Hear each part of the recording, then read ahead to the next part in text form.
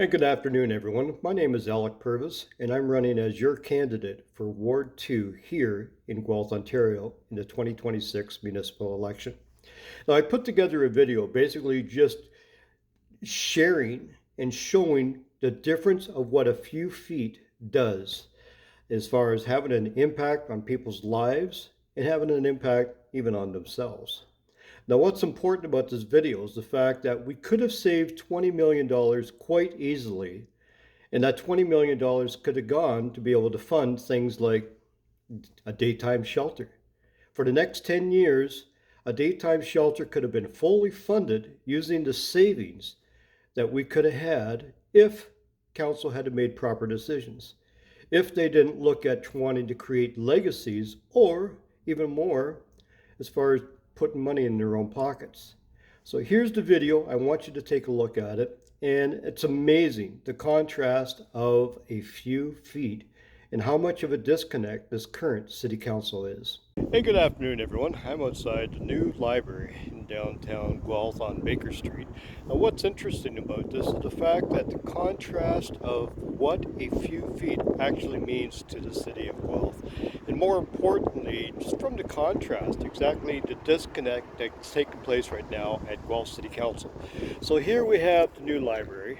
And the neat thing about this, well, if you could call it neat or not, is that this thing's going to be over 8,800 square feet by the time it's all said and done. It's basically 4 times the size of the old library, which is just around the corner on Norfolk.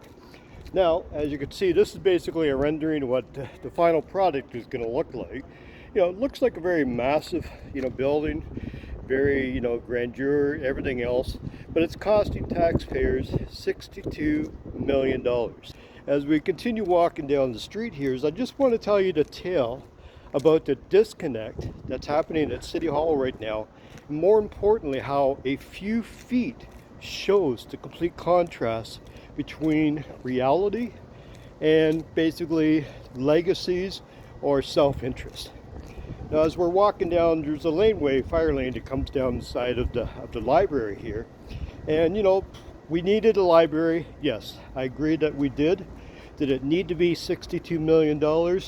No. They could have built a very functional, beautiful library for probably $40 million quite easily.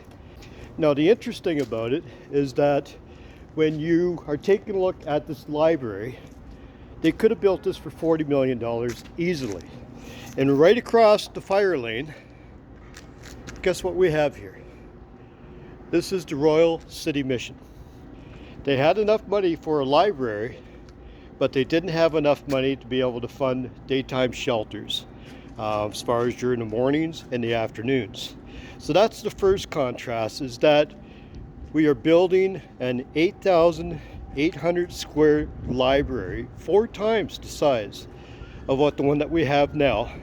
And literally just a few feet away is they didn't have enough funding for a shelter during the daytime to be able to feed and to be able to house those that are less fortunate and those that needed a place to be able to go to stay warm during the wintertime.